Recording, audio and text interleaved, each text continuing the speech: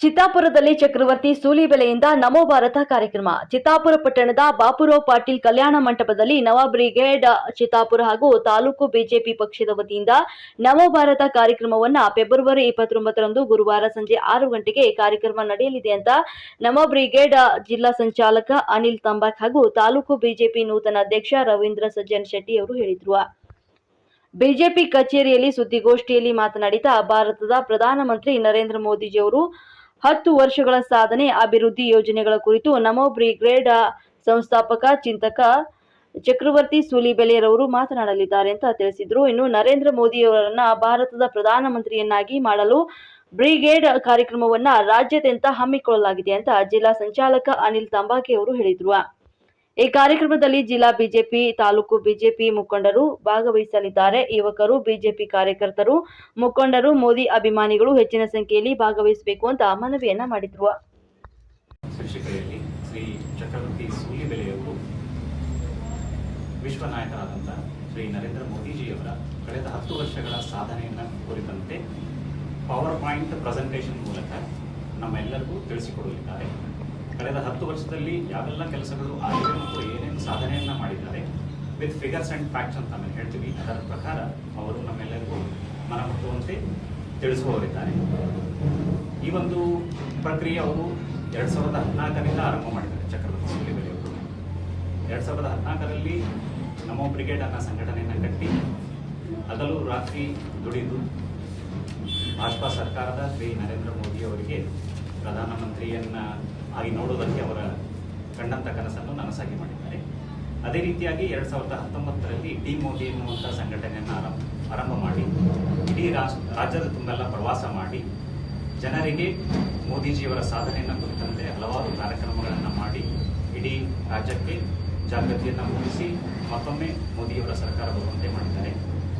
ಅದರ ಮುಂದಿನ ಭಾಗವಾಗಿ ನಮೋ ಬ್ರಿಗೇಡ್ 2.0 ಅನ್ನುವಂಥ ಒಂದು ಸಂಘಟನೆಯನ್ನು ಕಟ್ಟಿ ಜೂನ್ ತಿಂಗಳಲ್ಲಿ ಬೆಂಗಳೂರಿನಲ್ಲಿ ಒಂದು ಬೈಠಕನ್ನು ಮಾಡಿ ಮುಂದೆ ಬರುವಂತಹ 2024ರ ಚುನಾವಣೆ ಕುರಿತಂತೆ ಯೋಜನೆಗಳನ್ನೆಲ್ಲ ರೂಪಿಸಿಕೊಂಡು ಇದೇ ತಿಂಗಳ 8ನೇ ತಾರೀಕಿನಿಂದ ಚಿಕ್ಕಮಗಳೂರಿನಿಂದ ಆರಂಭಗೊಂಡಂಥ ಈ ನಮೋ ಭಾರತ ಕಾರ್ಯಕ್ರಮ ಇಡೀ ರಾಜ್ಯದ ತುಂಬೆಲ್ಲ ನಡೆಯುತ್ತಿದೆ. ಅದರ ಮುಖಾಂತರ 29ನೇ ತಾರೀಕು ಚಿತ್ತಾಪುರಕ್ಕೆ ತಲುಪೋರಿದ್ದಾರೆ. ಇವತ್ತಿನ ದಿನ ಚನ್ನಪಟ್ಟಣದಲ್ಲಿ ನಡೀತಾ ಇದೆ. ರಾಮನಗರ ಈ ರೀತಿ ಎಲ್ಲ ಭಾಗಗಳಲ್ಲಿ ಕಾರ್ಯಕ್ರಮಗಳು ನಿರಂತರವಾಗಿ ನಡೀತಾ ಬಂದಿವೆ. ನನ್ನ ಮಾಹಿತಿ ಪ್ರಕಾರ ಹೆಚ್ಚು ಕಡಿಮೆ ಒಂದು 45 ಕಾರ್ಯಕ್ರಮ, ದಿನಕ್ಕೆ 2 ಕಾರ್ಯಕ್ರಮಗಳು ನಿರಂತರವಾಗಿ ಕಳೆದ 25 ದಿನಗಳಿಂದ ನಿರಂತರವಾಗಿ ಮಾಡುತ್ತಾ ಬಂದಿದ್ದಾರೆ. ಮೋದಿಜಿಯವರ ಸಾಧನೆಗೆ ಅವರ ಒಂದು ಕಾರ್ಯಕ್ರಮದಲ್ಲಿ 1 ಗಂಟೆಯಲ್ಲಿ ತಿಳಿಸೋದು ಅಸಾಧ್ಯದ ಕೆಲಸ, ನಮಗೆಲ್ಲರಿಗೂ ಗೊತ್ತಿದೆ. ಮತ್ತು ಅವರ ಸಾಧನೆಯನ್ನು ಇಡೀ ವಿಶ್ವವೇ ಇವತ್ತು ಕೊಂಡಾಡ್ತಾ ಇದೆ. ವಿಶ್ವ ನಾಯಕರಂತೇಳಿ ಇಡೀ ವಿಶ್ವವೇ ಒಪ್ಪಿಕೊಂಡಿದೆ. ಅದರಲ್ಲಿ ಪ್ರಮುಖವಾಗಿ ಹಲವಾರು ಕಾರ್ಯಕ್ರಮಗಳನ್ನು ನಾವೆಲ್ಲ ನೋಡ್ತೀವಿ. ಆರ್ಟಿಕಲ್ 370 ರದ್ದು ಮಾಡಿದಿರಬಹುದು, ಚಂದ್ರಯಾನ ಇರಬಹುದು, ಹಲವಾರು ಕ್ಷೇತ್ರಗಳಲ್ಲಿ ಯಾವ ರೀತಿ ನಾವು ಹಿಂದೆ ಇದ್ವಿ, ಹಿಂದಿನ ಸರ್ಕಾರವಿರಬಹುದು, ಅದನ್ನು ಮೋದಿಜಿಯವರು ಯಾವ ರೀತಿ ಮುಂದಕ್ಕೆ ತೆಗೆದುಕೊಂಡು ಹೋಗಿದ್ದಾರೆ ಮತ್ತು ಭಾರತದ ಏನು ಗೌರವ ಇತ್ತು, ನಮ್ಮ ಹಿಂದಿನ ಒಂದು ಗೌರವ ಏನಿತ್ತು ಅದನ್ನು ಮತ್ತೆ ಪುನಃ ಪಡೆಯುವಂತೆ ತಮ್ಮ ದಿನದ 24 ತಾಸುಗಳನ್ನು ರಾಷ್ಟ್ರಕ್ಕಾಗಿ ಸೀಮಿತಗೊಳಿಸಿ ಹಗಲಿರುಳು ಶ್ರಮಿಸುತ್ತಿರುವಂಥವರು ಶ್ರೀ ನರೇಂದ್ರ ಮೋದಿಜಿಯವರು.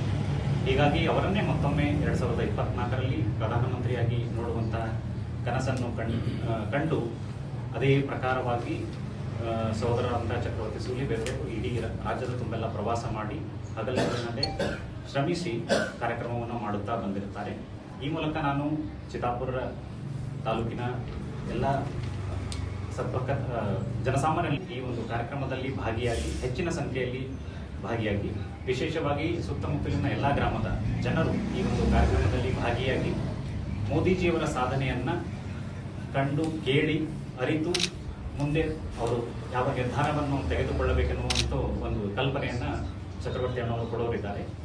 ಸಾಮಾನ್ಯವಾಗಿ ಹೇಗೆ ನಾವು ನಮ್ಮ ಊರಿನಲ್ಲಿ ಯಾವುದೇ ಒಬ್ಬ ವ್ಯಕ್ತಿ ಯಾವುದೇ ಒಂದು ಕ್ಷೇತ್ರದಲ್ಲಿ ಸಾಧನೆ ಮಾಡಿದಾಗ ಆ ಊರಿನ ಜನ ಹೇಗೆ ಒಂದು ಖುಷಿ ಪಡ್ತಾರೆ, ಅದೇ ರೀತಿ ಭಾರತದ ಒಬ್ಬ ಶ್ರೇಷ್ಠ ಪ್ರಜೆಯಾಗಿ ಇವತ್ತು ನರೇಂದ್ರ ಮೋದಿಜಿಯವರು ಭಾರತದ ಕೀರ್ತಿ ಮತ್ತು ಇಡೀ ವಿಶ್ವದ ತುಂಬೆಲ್ಲ ಹರಿಸ್ತಾ ಇದ್ದಾರೆ. ಆ ಒಂದು ಕಾರ್ಯ ಮುಂದಿನ 2024ರಲ್ಲಿ ಇನ್ನೊಮ್ಮೆ ಅವರಿಗೆ ಖಂಡಿತವಾಗಿ ಬರುವುದಿದೆ ಅನ್ನುವಂಥ ಆಶಯದೊಂದಿಗೆ ತಮ್ಮ ಮೂಲಕ ಇಲ್ಲಿ ವಿನಂತಿ ಮಾಡಿಕೊಳ್ತೇನೆ. ಇನ್ನೊಮ್ಮೆ ಎಲ್ಲ ಘಟನೆಗಳ ಕುರಿತು ಅವರು ಹೇಳ್ತಾರೆ.